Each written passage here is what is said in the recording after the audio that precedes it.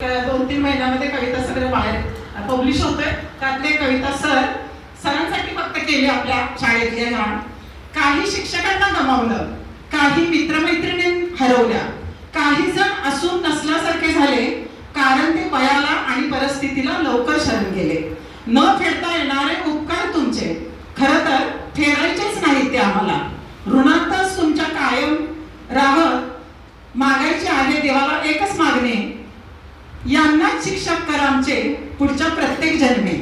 आता हेही वय निघून गेले सर, तुम्हाला अभिमानाने सांगायचं, पाठीवरती हात ठेवून फक्त लढ म्हणा. पण सर आजही तुमच्याकडूनच ऐकायचंय, ताट मानेनं जगलास जसा, ताट ठेव तू असाच पाठीचा कणा. कितीही वय झालं तरी तुझाच आदर्श जगाने घ्यावा, कलियुग असलेल्या या जगात स्वाभिमानानं जगताना पुन्हा पुन्हा. तर सर्वप्रथम सगळ्या शिक्षकांना, खरं तर आमचा आजचा जो कार्यक्रम आहे तो आम्हाला थोडा आनंद झालाय, त्याहीपेक्षा शिक्षकांना जास्त झाला असणार याची मला खात्री आहे. त्याचं कारण असं, कारण शिक्षक मूर्ती घडवतात आणि त्या सगळ्या मूर्ती गोडाऊनमध्ये ठेवलेल्या असतात. पण काही मूर्तींचं जी प्रतिष्ठापना असते ते अति उच्च ठिकाणी होते, काही मूर्ती मात्र तिथंच राहतात. आणि शिक्षकांना नक्कीच हे बघायचं असतं की आमच्या सगळ्या मूर्ती विराजमान झाल्यात का, आणि जर झाल्या असतील तर त्या नेमक्या कुठल्या स्थानी झाल्यात. आणि सर मी अभिमानानं सांगेन की या आमच्या बॅचच्या बऱ्याचशा मूर्ती या अतिशय उच्च स्थानी विराजमान झाल्या. ते त्यांची ओळख करून देतीलच, पण मला राहत नाही. म्हणून मी तुम्हाला फक्त थोड्या जणांचा फक्त परिचय सांगते की मी आतापर्यंत जेवढे मला माझे जे सहकारी भेटले घरातल्या लोकांना एक गोष्ट एवढा वेळा सांगितली, मला सगळे म्हणाले तू हे 4 वेळा सांगितलेस म्हणून, पण एवढा आनंद झाला की तुम्हाला सांगते, म्हणजे एक ठराविक जणांची ओळख करून देते फक्त. आमच्या बॅच मधला संभाजी थोरात शंभू हा आज सर दापोली अर्बन बँकेचा सीईओ आहे. लॉ केलंय त्यांनी आणि सीईओ पदावरती काम करतो. आमच्याच बॅचचा तुम्हाला सगळ्यांना माहिती आहे, उंडाळ्याचा 10 वर्ष सरपंच असलेला दादा पाटील, तो सिव्हिल इंजिनियर आहे, कॉन्ट्रॅक्टर आहे. या भागामध्ये सगळेजण त्याला ओळखतात, त्याचं खूप काम होत आहे. त्याने सगळ्यात जास्त काम केलंय कारण लोकलला असल्यामुळं, सरपंच असल्यामुळे त्याला सगळ्यांनी हाताने कामं सांगितली. त्यानंतर आनंद गाडगे फार मोठा बिझनेसमॅन आहे. मला आश्चर्य, सगळ्यांचीच मुलं खूप चांगली सेटल्ड आहेत, पण न्यूरोलॉजिस्ट आहे त्याची मुलगी, आणि दुसरी मुलगी MBBS ला सेकंड इयरला शिकते. तो स्वतः खूप सक्सेसफुल बिझनेसमॅन आहे. भानुदास शेवाळे आखनी शुगरचा सीईओ आहे तो. त्यानंतर संजय महारुडे आमचा मुंबईमध्ये फार मोठ्या कंपनीमध्ये काम करतो, CA आहे तो. आणि फार आश्चर्य वाटलं की ही मुलं इथं शिकून एवढ्या मोठ्या पदावरती गेली. त्यानंतर संभाजी सूर्यवंशी आलं ते, संभाजी सूर्यवंशी मुंबईमध्ये शिंदे गटाच्या शिवसेनेचा एक विभाग प्रमुख आहे तिथला, तो पण ऍक्टिव्ह असतोय ग्रुपमध्ये. त्यानंतर अण्णा जाधव आमचा टाळगावचा, तो तर अगदी म्हणजे पुढारी पण आहे, सगळंच कॉन्ट्रॅक्टर पण आहे, बिझनेसमॅन पण आहे, आणि एवढ्या आपुलकीने अगदी सगळ्यांना कनेक्टेड असतो.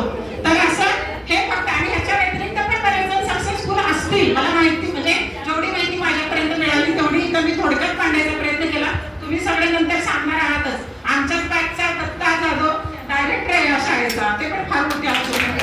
तर असे सगळेजण आहेत. तर सर सगळं म्हणजे मला सांगायचं हे की प्रत्येक फील्डमध्ये, मी स्वतः सिनियर कॉलेजला प्राचार्य आहे, तर आम्ही सगळे एज्युकेशन मध्ये काम करते, सगळेजण वेगवेगळ्या फील्डमध्ये टॉप लेवलला काम करतात. ह्याचा मला सगळ्यात मोठा समाधान वाटला. आणि सगळ्याचं श्रेय खरं तर सगळ्यात पहिलं मी काकांना देईन, कारण सर त्यावेळेला काकांनी शाळा काढली नसती तर मुली आमच्यासारख्या शिकल्याच नसत्या, कारण बाहेर घरातली लोक त्यावेळेला शहरामध्ये शिकायला एवढं लहान वयात पाठवत नव्हती. आणि हे सगळं श्रेय हे आपल्या काकांचं आहे, विलासराव काकांचं.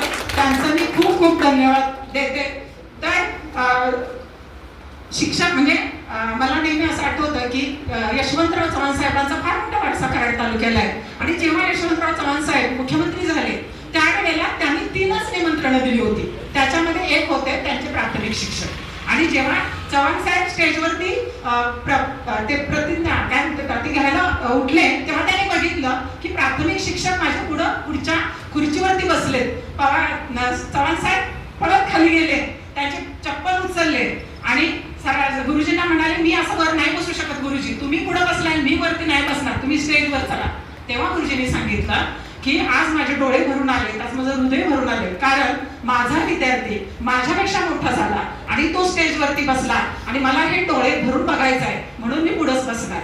मग हे जे फक्त आहे ते आपले आई वडील आणि शिक्षक हेच फक्त असे असतात. आई वडिलांना नेहमी वाटतं की माझा मुलगा माझ्यापेक्षा मोठा व्हावा आणि शिक्षकांना वाटतं की माझा विद्यार्थी माझ्यापेक्षा मोठा व्हावा. जगात फक्त एवढेच आहेत की ज्यांना आपण खूप मोठं व्हावं वाटतं आणि म्हणून आजचा दिवस त्यासाठी आपल्यासाठी फार महत्वाचा दिवस आहे. आणि तुमच्या सगळ्यांचं आमचे मित्र मैत्रिणी आमच्या वर्गातले सगळ्यांची मी दिलगिरी व्यक्त करते, कारण आपण सगळे लांब होतो आणि आपल्याला गेट टुगेदर घ्यायचं होतं. मग नेमकं पुढे येऊन नियोजन कुणी करायचं, तर त्यासाठी आम्ही काही 4 जणांनी असं डिसिजन घेतला आणि ठराविक एक 6-7 जणांना तुमच्या सगळ्यांच्या वतीनं अधिकार देऊन टाकले की जे तुम्ही कराल ते आम्हाला मान्य आहे. आणि तुम्हाला कुणाला न विचारता ते केलं, कारण ते शक्य नव्हतं एवढ्या सगळ्यांना विचारणं. त्याबद्दल तुमची सगळ्यांची दिलगिरी. तर अतिशय चांगलं काम इथल्या त्या टीमनं केलेलं आहे. म्हणजे त्याच्यामध्ये उंडाळे टाळगावचे सगळ्यांचा दत्ता सुनील जाधव आहे, अगदी म्हणजे दादा दत्ता पुढं होती, त्यांच्याबरोबर सगळी इथली होती लोकलची. आणि सगळ्यांनी एवढं छान नियोजन केलं की जसं एखादं लग्न असतं. गेली 1.5 महिने सतत घरात लग्न असल्यासारखं ते नियोजन करत होते. तर आपल्या सगळ्यांना एकच मला सांगायचं आहे ह्या निमित्तानं की आपल्या सगळ्यांची एकजूट आपण अशीच ठेवूया आणि एक आगळं वेगळं काम, भले कुणाला काही अडचण येऊ देत, आपल्या शिक्षकांसह आपण वैयक्तिक असू देत आणि कुठलेही असू देत, ते आपण एकत्र येऊन सोडवण्याचा सगळ्यांनी प्रयत्न करू. आणि कायम आपला त्या निम्मकर आयुष्य जवळपास निम्म्यापेक्षा जास्त संपलेलं आहे.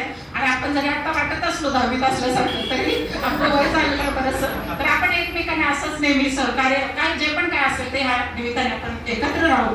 शेवटी एकच छोटीशी गोष्ट सांगते आणि थांबते. एकदा असं झालं, एका कंपनीमध्ये एक मशीन बिघडलेली होती. ती किती जरी मोठे एक्सपर्ट आले तरी ती दुरुस्त होत नव्हती. मग एकदा एक जणांनी असं सांगितलं की इथे एक साधा टेक्निशियन आहे, त्याला तुम्ही बोलवा, तो नक्की मशीन दुरुस्त करेल. त्या टेक्निशियनला बोलवलं, त्याने मशीन बघितली, फक्त एकच ठोका मारला आणि ती मशीन सुरू झाली. त्याला विचारलं तुझा चार्ज काय? तो म्हणाला 1000 रुपये. ते म्हणाले एक तर ठोका मारलास, तू 1000 रुपये एका ठोक्याचे कसले घेतोस? तो म्हणाला की ठोक्याचा 1 रुपया घेतलाय, फक्त ठोका कुठं मारायचा ते फक्त मलाच माहिती आहे. त्याच्या औषध करायला घेतले आणि सर तुमच्या ठोके बरोबर पडले आणि म्हणून हे सगळे विद्यार्थी घडले. तुमचं परत एकदा धन्यवाद.